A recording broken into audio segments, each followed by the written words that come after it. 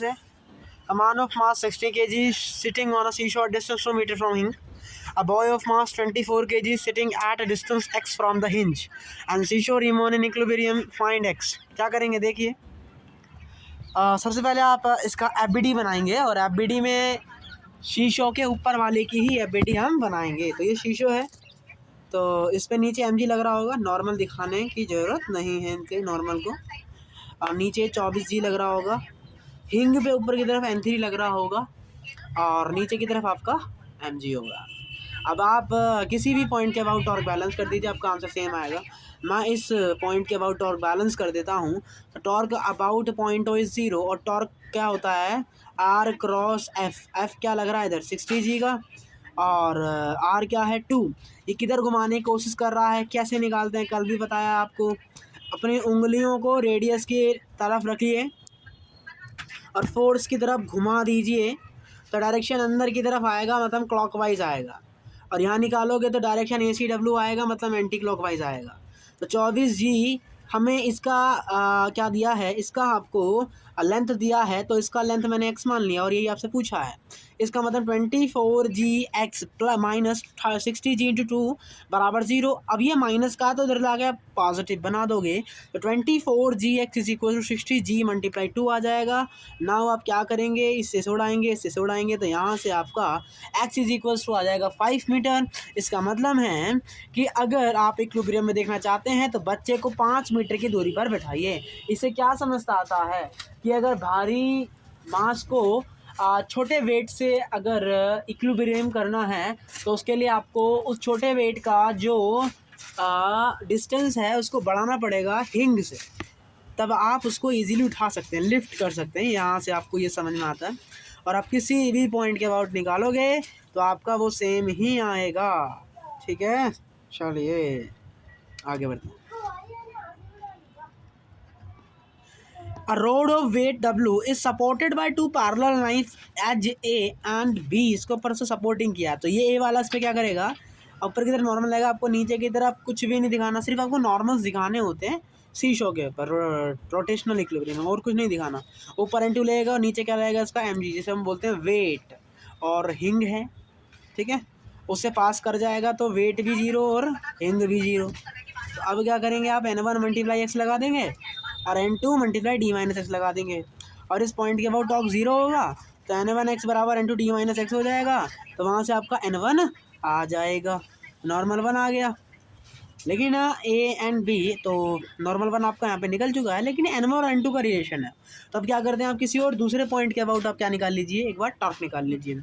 तो I just suggest कि मैं एक बार इस A पॉइंट के अबाउट निकाल लेता हूँ, और या हमें तो एफ नेट भी तो 0 होता है, एफ नेट तो 0 होता है। तो एफ नेट 0 है, मतलब यहाँ पे इक्विलिब्रियम कंडीशन लगा सकते, तो ट्रांसलेशन में इक्विलिब्रियम होगा। इसका मतलब ऊपर वाले net force is equal to नीचे वाले नेट फोर्स। तो ऊपर वाले फोर्स क्या है N1 प्लस N2, नीचे वाले क्या है W। इसका मतलब N1 प्लस N2 बराबर W। तो N1 बराबर ये आ गया N2 d minus x upon x. तो N1 की वैल्यू यहाँ रख दोगे तो N2 का वैल्यू आ जाएगा WX/D और N1 का वैल्यू भी आ जाएगा WD minus x upon D. और W के टर्म में पूछा था, दैट सॉल्व। या फिर एक काम कर सकते हो, ए के अबाउट निकाल लो, तो इसके अबाउट टॉर्क 0 हो जाएगा, इसके अबाउट टॉर्क आएगा WX और इसके अबाउट टॉर्क आएगा क्या N2 d माइनस एक्स। बस सेम कहानी बनेगी और सेम आपका आंसर यहाँ से आ जाएगा।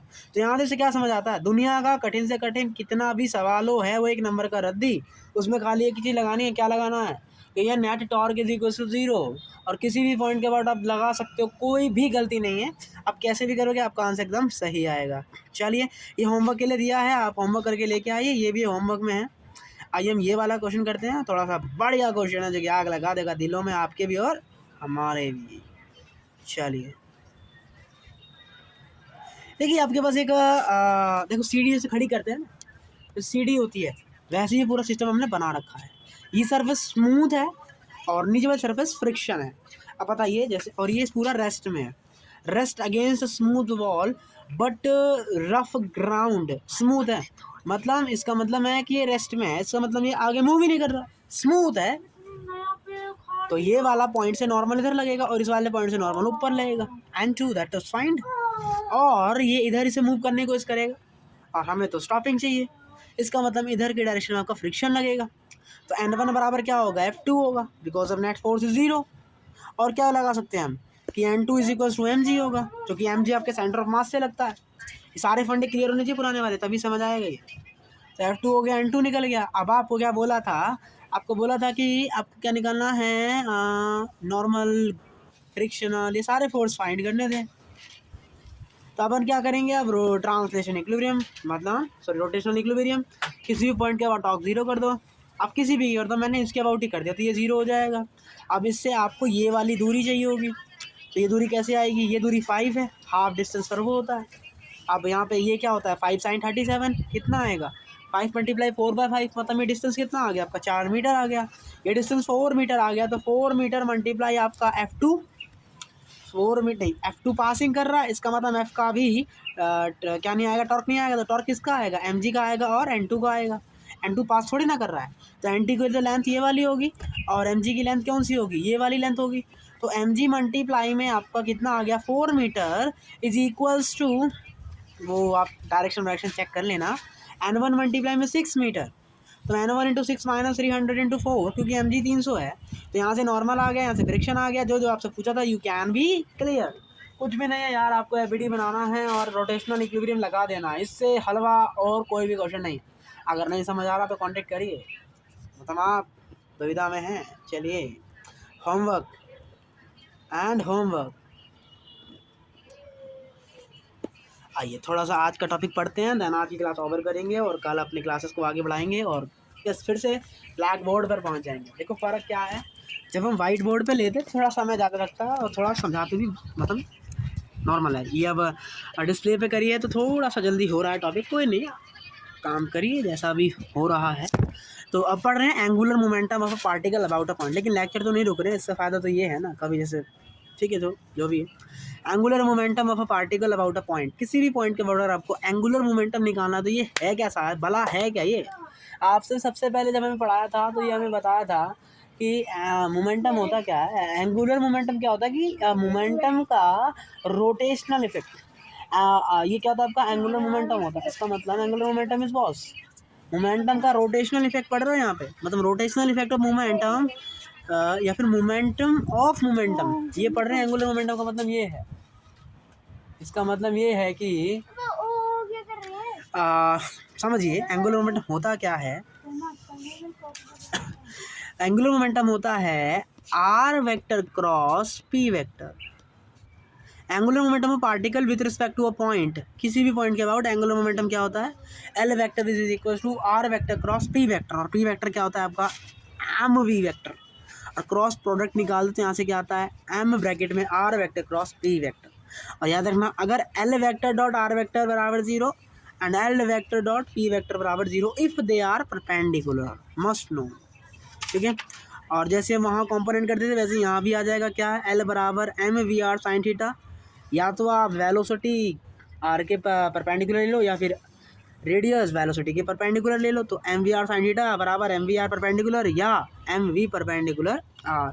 और यह आर वेक्टर क्या है, ये पोजीशन वेक्टर है पार्टिकल का, जो भी पॉइंट आपने दिया है उसके रिस्पेक्ट में। और ओमेगा बराबर क्या होता है, वी अपॉन आर, आप वहाँ से काम कर सकते हैं।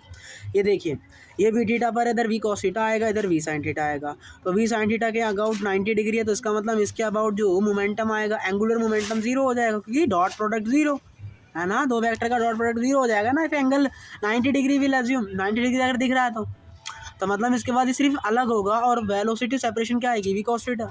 इसका मतलब एंगुलर मोमेंटम इसी की वजह से आएगा, वी कॉस थीटा। ये सेपरेशन दे रहा है, ये क्या काम कर रहा है, सेपरेट देने का काम कर रहा है, और ये क्या कर रहा है, ये रोटेट करने का काम कर रहा है। एक सेकेंड, ठीक है, तो इसके सेपरेशन करने के तो वी साइन थीटा आएगा, वी कॉस थीटा आएगा। वी कॉस थीटा इधर लेके जा रहा है और वी साइन थीटा घुमा रहा है।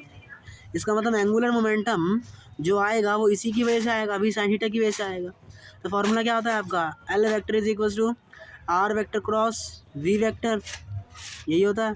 मास एम है, रेडियस आर है, और वेलोसिटी कौन से लेते हैं, परपेंडिकुलर किसके, रेडियस के, perpendicular velocity V sine theta. इसका मतलब यहाँ पे आपका क्या आ जाएगा, M we are sine theta. यहाँ पे एंगुलर मोमेंटम क्या आ गया आपका, M we are sine theta आ गया। या इसको एक और काम करा जा सकता है, ये वेलोसिटी वी है, अगर इस वेलोसिटी वी को जैसे फोर्स में करते हैं ना टॉर्क के केस में, बिल्कुल सेम है। अगर इसको पीछे कहीं मिलाएं और इससे परपेंडिकुलर डालें तो ये आर साइन थीटा आएगा। तो यहाँ से भी आपका जो एंगुलर मोमेंटम आएगा वो क्या आएगा, m we are sine theta के समथिंग आएगा। इसका डायरेक्शन कौन से नियम से निकालते हैं, राइट हैंड थंब रूल से निकालते हैं, जैसे हमने किया था वैसे ही आप इसको करेंगे। आई होप आपको आज का लेक्चर समझ में आया होगा। अगर नहीं आता है तो प्लीज़ डिस्कस करिए, समझिए, ट्राई करिए, क्योंकि मौका एक ही बार मिलता है, बार बार नहीं मिलता। और हमने काफ़ी इतने बड़े बड़े टॉपिक को बहुत स्मॉल लेक्चर्स में कन्वर्ट किया है। इसका मतलब है कि you have a sufficient time, क्योंकि इतने कम समय में तो ज़्यादा डीप में घुसना भी पागल है, मतलब नहीं घुस पाएंगे। ऑब्वियसली 20-20 मिनट में कहाँ चैप्टर होते हैं, ये 2-2 3-3 घंटे के लेक्चर को 20-20 मिनट में डाला जा रहा है। इसका मतलब फ्रीक्वेंसी बहुत ज़्यादा बढ़ाई जा रही है। तो यू शुड नीड कि अपनी फ्रीक्वेंसी को बढ़ाइए, और कुछ समझ नहीं आ रहा तो बता दीजिए। और वैसे भी हम क्वेश्चन प्रैक्टिस करिए, आपका डाउट क्लियर होगा। मिलते हैं अगली क्लास में। टाटा बाय बाय, जय हिंद, जय भारत।